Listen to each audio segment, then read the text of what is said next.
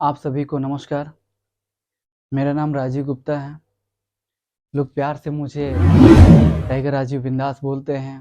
साथियों, आज हम जिस टॉपिक पे बात करने वाले हैं उस टॉपिक का नाम है सक्सेस पाथ। इस सक्सेस पाथ में जो पाथ में आप देख रहे हैं एच जो शामिल होता है, एच का मतलब होता है ऑनेस्टी। ऑनेस्टी यानी ईमानदारी। और बता देंगे पावर ऑफ ऑनेस्टी यानी ईमानदारी की ताकत क्या होती है।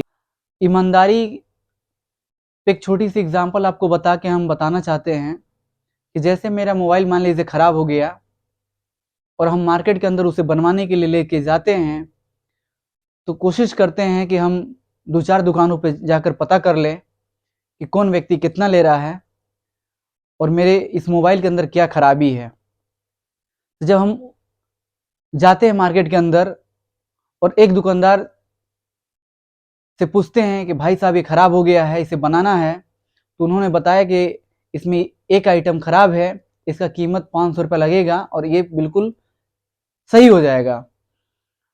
अगले दुकानदार के पास जाते हैं, उसने बताया कि इसमें 2 आइटम खराब हैं और इसमें 1000 रुपये लगेगा। तीसरे दुकानदार के पास जाते हैं, उसने बताया कि इसमें 3000 रुपये लग जाएगा। तो इसी तरीके से जब मार्केट के अंदर जाते हैं, 2-4 दुकानों पर जाकर पता करते हैं, तो हम कोशिश करते हैं कि सबसे कम पैसे में मेरा अच्छा सर्विस मिल जाए।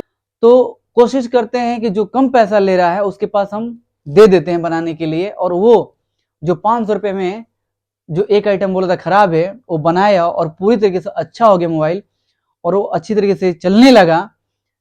तो सोचिए कि कभी भी मान लीजिए हमारे घर परिवार का हो या हमारे पड़ोसी का हो या जानने वाले का हो या किसी भी व्यक्ति का हो, अगर मोबाइल खराब होगा तो कभी भी हम सलाह देंगे कि भाई साहब वो बहुत ही ईमानदार है व्यक्ति, आप जाइए उसके पास बनवाने के लिए, बहुत ही कम पैसे में आपका अच्छा मोबाइल करके दे देगा, बढ़िया सर्विस देता है। ये है ईमानदारी की ताकत। उसकी ईमानदारी की वजह से कहीं ना कहीं उसका और भी पैसा कमाने का अवसर बढ़ जाता है। दोस्तों, हम बता दें कि ईमानदारी चाहे हमारे संबंधों में हो, चाहे हमारे सेहत को लेकर हो, समय को लेकर हो या पैसे को लेकर हो, किसी भी क्षेत्र में हो, तो ईमानदारी का बहुत बड़ा रोल होता है। आप बिजनेस में या जीवन में कहीं भी देख लीजिए, अगर ईमानदारी नहीं है तो संबंध भी नहीं चल पाता है। तो ईमानदारी का होना बहुत बड़ी जरूरत है। और जैसे मान लीजिए कि हम अपने बिजनेस में लेकर बात करें, तो बिजनेस के अंदर हमारा किसी भी अपने डायरेक्ट सेलिंग की दुनिया में जैसे हम काम करते हैं, मान लीजिए हम अपनी बात रखें कि किसी व्यक्ति को हम जानकारी देते हैं बिजनेस के बारे में और उससे हम झूठ बोलकर या बरगला कर मिसगाइड करके अगर उसे हम अपने बिजनेस के साथ काम करने के लिए राजी करते हैं, पर जिस दिन उस व्यक्ति को जानकारी हो जाएगा, चाहे 2 महीना 4 महीना 6 महीने के बाद, जिस दिन भी जानकारी हो जाएगा कि ये बंदा जो बात बोला था ये बिल्कुल झूठा है, मुझे मिसगाइड किया था, तो सोच लीजिए कि उस दिन हमारा संबंध खराब हो जाएगा उससे। यानी हम लंबी दूरी तक उसके साथ संबंध को लेकर हम बिजनेस में सफलता हासिल नहीं कर सकते, बड़ी सफलता नहीं ले सकते हैं। तो इसी तरीके से हमें ईमानदारी के साथ अगर वही जानकारी देते हैं, अगर उसी व्यक्ति को 2 महीना 4 महीना 6 महीने के बाद जब भी जानकारी मिलेगा और उसे मालूम चलेगा कि पूर्णतः ईमानदारी के साथ इन्होंने हमें जानकारी दिया है, तो सोच लीजिए कि हमारा संबंध और भी गहरा हो जाएगा। तो इसी तरीके से हमारा ईमानदारी का जो पावर है ना, बहुत बड़े काम आता है। आपको हम बात करें जैसे एक लकड़हारे के बारे में। एक लकड़हारा था, प्रत्येक दिन जंगल जाता था, वहां से लकड़ियां काट कर लाता था, अपने घर परिवार का लालन पालन पोषण करता था। एक दिन ऐसा हुआ कि नदी किनारे लकड़ी काट रहा था और उसकी कुल्हाड़ी लकड़ियां काटते वक्त उसकी नदी में गिर जाती है और बहुत ही वो दुखित हो जाता है, मायूस हो जाता है, रोने लगता है। तभी उसके रोते हुए देखकर, उसके दुख को देखकर वहीं से जल देवता प्रकट होते हैं, बोलते हैं, पूछते हैं कि बताओ भाई, आखिर तुम्हारे दुख का कारण क्या है। तो उन्होंने बताया कि प्रभु, जिस कुल्हाड़ी से मैं अपने घर परिवार का लालन पालन पोषण करता था, लकड़ियों को काटकर बाजारों में बेचकर, वो कुल्हाड़ी मेरी इस नदी में चली गई। तो जल देवता बोलते हैं कि कोई बात नहीं, चिंता मत करो, दुखी मत हो, तुम्हें मैं देता हूं। वो डुबकी लगाते हैं, उधर से सोने की कुल्हाड़ी लाकर देते हैं। वो लकड़हारे बोलता है कि नहीं प्रभु, ये मेरा कुल्हाड़ी नहीं है।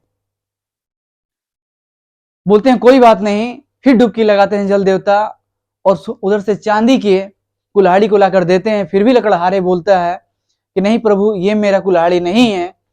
जल देवता तभी नदी के अंदर डुबकी लगाते हैं और लोहे का कुल्हाड़ी, जो वास्तविक जो उसकी कुल्हाड़ी थी, उसे देते हैं लकड़हारे को। लकड़हारा बहुत ही खुश हो गया और वहां से अपनी लोहे कुल्हाड़ी लेकर चल रहा था अपने घर की ओर। तभी जल देवता बोले कि मैं तुम्हारी ईमानदारी से बहुत ही खुश हूं कि अपने सोने और चांदी के दोनों कुल्हाड़ी अपने साथ लेकर जाओ। तो बताइए ईमानदारी कितनी बड़ी ताकत है कि उसे तीनों का तीनों चीज मिल गया। तो इसी तरीके से अगर हम बेईमानी करेंगे तो कुछ भी नहीं मिलता। तो हमारे जीवन में ईमानदारी का होना बहुत जरूरी चीज है। आपको बता दें हम, जैसे दूध मान लीजिए है और एक शराब है, तो दूध का जो असर होता है कुछ दिनों के बाद होता है, 2 महीना, 4 महीना, 6 महीने के बाद थोड़ी स्वास्थ्य में हमारा सुधार होता है। पर जो शराब का असर होता है बहुत ही तत्काल प्रभाव से होता है, क्योंकि दूध जो होता है बिल्कुल ईमानदारी की तरह काम करता है, शराब जो होता है बिल्कुल बेईमानी की तरह काम करता है। बेईमानी का असर बहुत जल्दी होता है और किसी भी चीज को हम बेईमानी से पा सकते हैं आसानी से, पर उसमें वो मजा भी नहीं आती है। और पाते तो मन में एक चीज रहता है, यार मैंने गलत करके इस चीज को पाया है। आपके मन में डर भी होती है और लगता है वो खुशी आनंद नहीं आता है जो बेईमानी से पाते हैं। पर एक जो आप ईमानदारी के साथ किसी चीज को पाते हैं, यानी सच के साथ वो जीत जाते हैं आप, तो उसकी खुशी, जो आनंद होती है, जो मजा होती है, एक बहुत ही अलग होता है, अनोखा होता है। तो इसी वजह से हमें हमेशा सत्य के साथ, पूर्ण निष्ठा, ईमानदारी के साथ अपने काम को करना चाहिए, क्योंकि ईमानदारी की बहुत बड़ी ताकत होती है और हमेशा सत्य की ही जीत होती है, ईमानदारी की ही जीत होती है। क्योंकि हमें कोशिश करना चाहिए कि ईमानदारी से काम करें। किसी भी क्षेत्र में हम बहुत ऊंचाइयों को छू सकते हैं, किसी भी शिखर तक हम पहुंच सकते हैं जब ईमानदारी से हम काम करते हैं। तो इसलिए हमें ईमानदारी से काम करना चाहिए। जैसे आपको एक छोटा सा एग्जांपल दें कि कोई व्यक्ति अगर मान लीजिए कहीं यात्रा करने जा रहा है, जैसे ट्रेन का एग्जांपल ले लीजिए, रेलगाड़ी में सफर कर रहा है, अगर बिना टिकट का जब जाता है, यात्रा करता है, तो उसके मन में दुखी जो होता है ना, चलता रहता है, डर सा लगा रहता है कि क्या पता कब टिकट चेक करने वाला आ जाए और मुझे फाइन कर दे। तो इधर उधर चलता रहता है, उसके मन में हमेशा दुखी चलती रहती है, डर लगा रहता है। तो इसी तरीके से वो बेईमानी का हुआ। अगर ईमानदारी के साथ अगर हम टिकट लेकर वही जाते हैं तो बिल्कुल बिंदास होकर हम उस यात्रा को करते हैं। तो इसी तरीके से हमें ईमानदारी के साथ हर कार्य को करना चाहिए। अब जैसे आपको हम बात करें, जैसे बताएं कि सेहत, किसी डॉक्टर जब बोलता है कि आपको इतने दिन तक इतने टाइम दवा खाना है, अगर उस चीज को अगर कंटिन्यू हम ईमानदारी के साथ उसी तरीके से उसके अकॉर्डिंग अगर खाते हैं उतने दिन तक, तो बिल्कुल हम जल्दी स्वस्थ हो जाते हैं। अब हमारे अंदर क्या दिक्कत हो जाती है, बेईमानी हमारी तरफ से क्या हो जाती है, तो हम उतने दिन तक खाते नहीं हैं और उतने टाइम जो बताता है कि दिन में 3 बार खाना है तो 3 बार भी नहीं खाते हैं। किसी दिन एक आध बार खाएं, किसी दिन नहीं भी खाते हैं। इसी वजह से वो बीमारी लंबे समय तक चल जाती है और धीरे धीरे वो सही नहीं हो पाती है और फिर हम दूसरे को ब्लेम करते हैं। इसी तरीके से हमारा समय को लेकर हो गया किसी भी क्षेत्र में अगर ईमानदारी से अगर हम समय दे देते हैं, जहाँ जो जितना समय देना है, तो सोचिए कि उसका भी एक अलग ही महत्व होता है। हम बात करें पैसों की, पैसों का लेन देन भी हमारे जीवन में बहुत बड़ा रोल होता है और इसमें ईमानदारी हमें बहुत रखना चाहिए।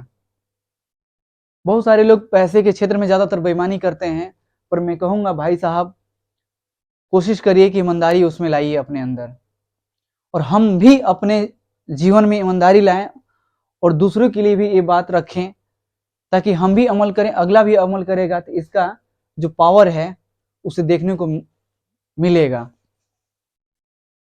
ये चीज़ है। और जैसे कोई भी मान लीजिए उत्पादन हम करते हैं, बहुत सारे लोग स्टार्टिंग में अच्छा अपना प्रोडक्ट देते हैं बहुत सारे चीज़ों में, फिर बाद में मिलावटें हो जाती हैं। कभी देखने को मिलता है तेल में मिलावट हो गया, ये अनाज में मिलावट हो गया, तो ऐसे बहुत सारे जगहों पे दिक्कतें होती हैं। तो वो सब चीज़ क्या होती है, कहीं ना कहीं बेईमानी होती है। तो हमें कोशिश करना है कि ईमानदारी के साथ कार्य को करें और ईमानदारी की ताकत को पहचानें, क्योंकि ईमानदारी की भी बहुत बड़ी ताकत है, इससे भी हम बहुत कुछ पा सकते हैं। जो बेईमानी करके पाना चाहते हैं उसमें मजा कुछ नहीं है। तो साथियों, आप सभी लोग पेशेंसफुली मेरे बातों को सुने और अपने बहुमूल्य समय को यहाँ दिए, इसके लिए मेरे तरफ से आप सभी को दिल की गहराइयों से बहुत बहुत धन्यवाद। Thank you. Wish you all the best.